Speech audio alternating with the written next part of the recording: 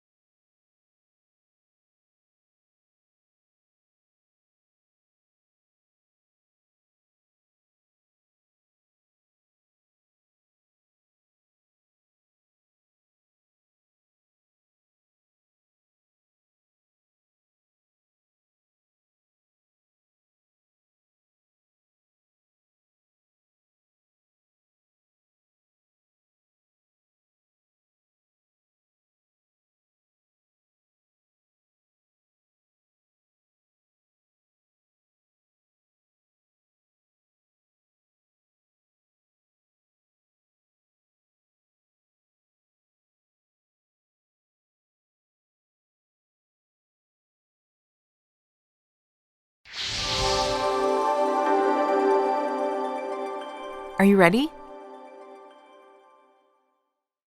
Shh, quiet please. We're about to start. Now let's take a look back at our story so far.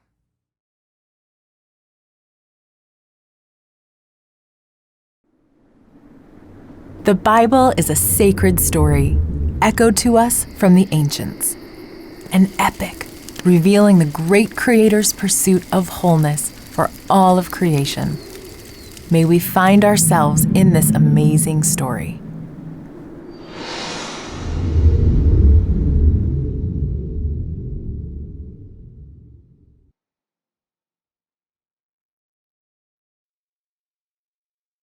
For generations, the ancient Israelites told this poetic account of their beginnings.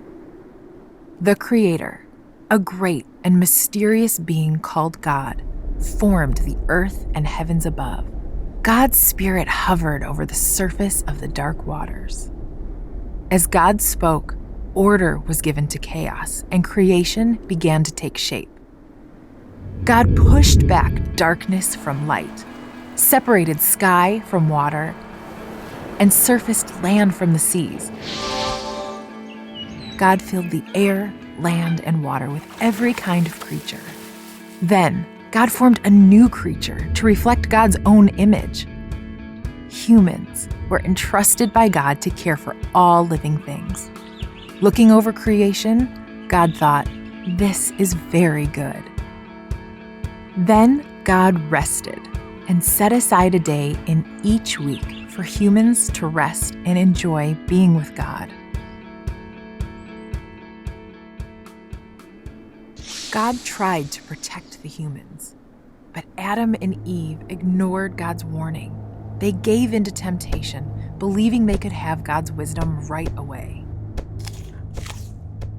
Instantly, their eyes were opened. They felt ashamed and afraid and hid from God. Soon, pain, struggle, and death entered their world. Adam and Eve's first son, Cain, became a farmer. Their second son, Abel, became a shepherd. In a jealous rage, Cain attacked and killed his brother Abel, even after God warned him about his anger. So Cain was sent away to wander the earth. Before long, civilizations emerged, but humans couldn't live peacefully with one another.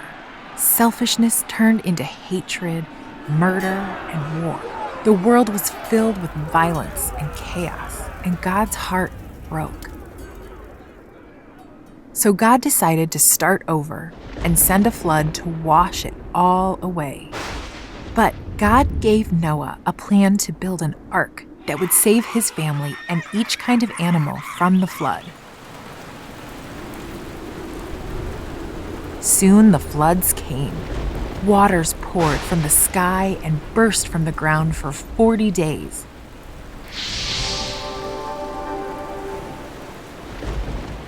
But the ark floated safely on the surface.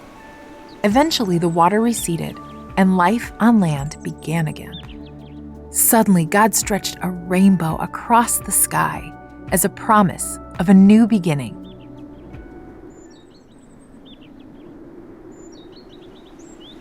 God made a special promise called a covenant with Abraham. Look around, as far as you can see. This promised land is for your family. Look up and try to count the stars. That's how many will be in your family. They will be my blessing to the entire world. Abraham and his wife, Sarah, laughed in disbelief. How could this come true? We've never been able to have children, and now we're too old. But they weren't too old for a miracle. After 25 years of waiting, they had a son and named him Isaac, which means laughter. In our next story, Isaac's son struggles with his twin brother and with God. Let's continue this story right now.